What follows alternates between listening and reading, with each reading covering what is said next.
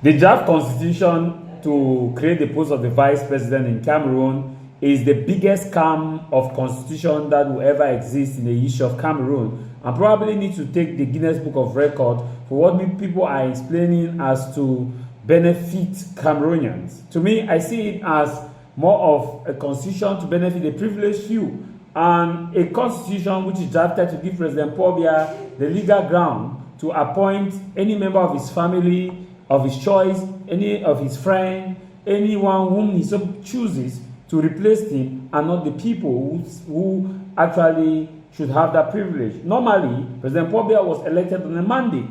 That mandate was that he's the commander-in-chief of the nation and he will be there for 7 years.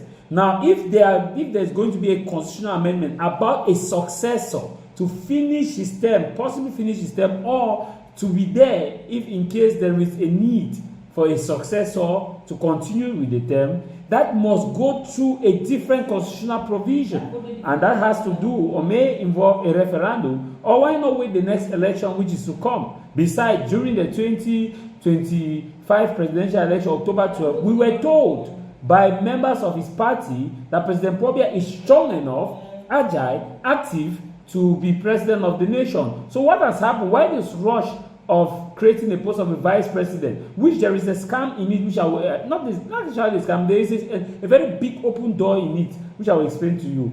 A lot of you campaign and said President Paul Biya was strong. Some even came to national TV said President Paul Biya is the most strong and active youth in Cameroon. So why the rush to create a vice president for a president that is strong and active, that works 24/7, that works from Monday to Sunday and doesn't sleep for Cameroonians? He should be there. We don't need a vice president at this moment because we have a president who was elected, which you told us that is so active, is strong enough to work. I remember there was one professor in Yaoundé, Dr. in Yaoundé, Cho Waters, that said the president is active. He went to the Unity Palace and he saw the president. The president was so active. So why are you people rushing? The president was elected. So to me, I don't see the rush for a vice president because the president is still very strong, very active, and can withstand and can solve the problem of Cameroonians, as we were told during the October 12, 2025 presidential election when campaigns were ongoing. To me, I see those who are trying to push for this position of a vice president as a coup d'etat. You cannot remove our president. You cannot try to do this thing to make us feel that our president is weak. No. Our president was legally elected. He should be there. I don't see the need. Now there is a nuance in that part.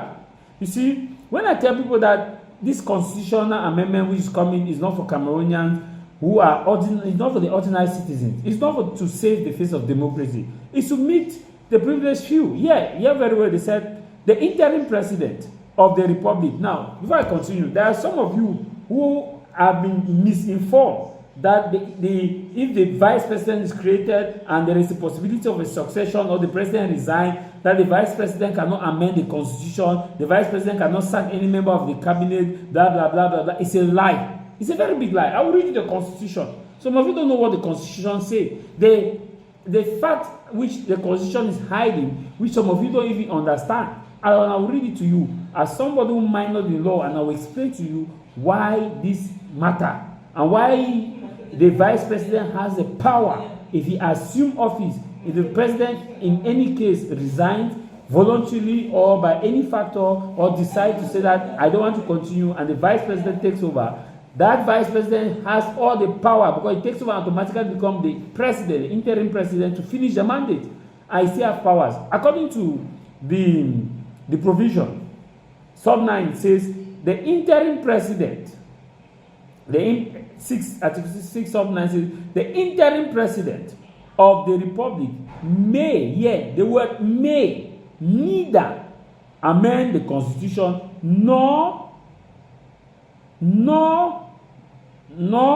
the composition of the government. He may neither, may, which is a conditional word. It did not say he cannot amend the constitution. There's a difference between cannot and may. So when you say he may, which means that he still has the right, may, and that can be argued in court that the law did not say he doesn't have the right.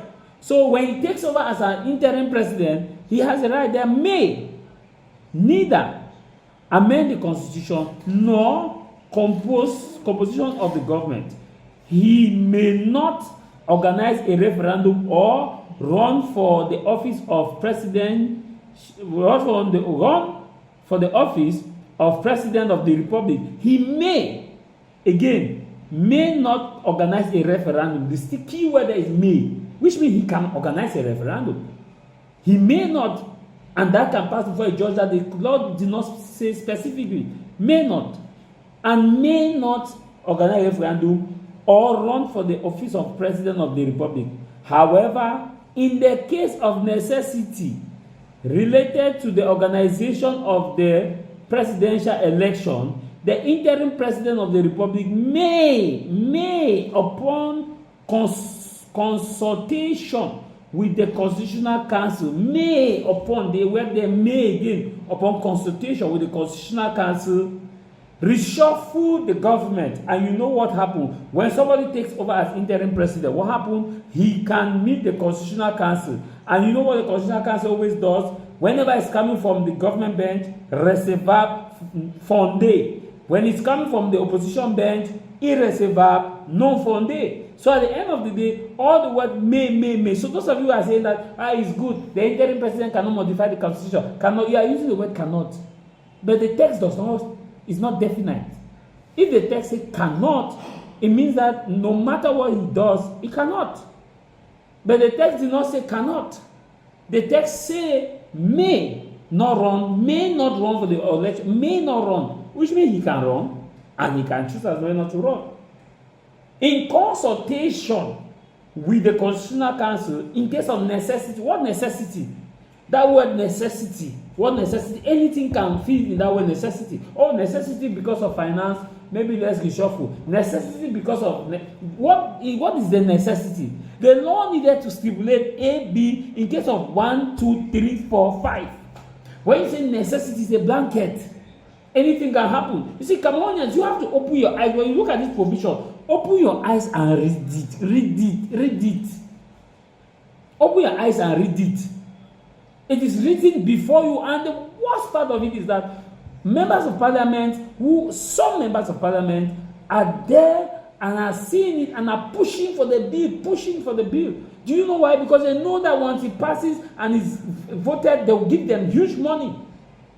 Sometimes envelope change hand. Sometimes, I'm not saying that it has.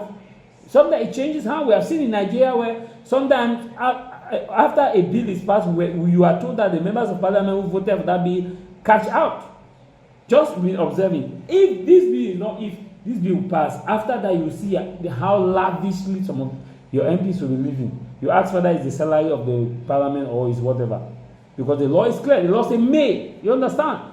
So when I look at it, Article 7, Sub 1, the president-elect shall assume office once he has been sworn in. Then when he assumes office, he takes an oath. After a while, he can choose to appoint the vice president and fire him.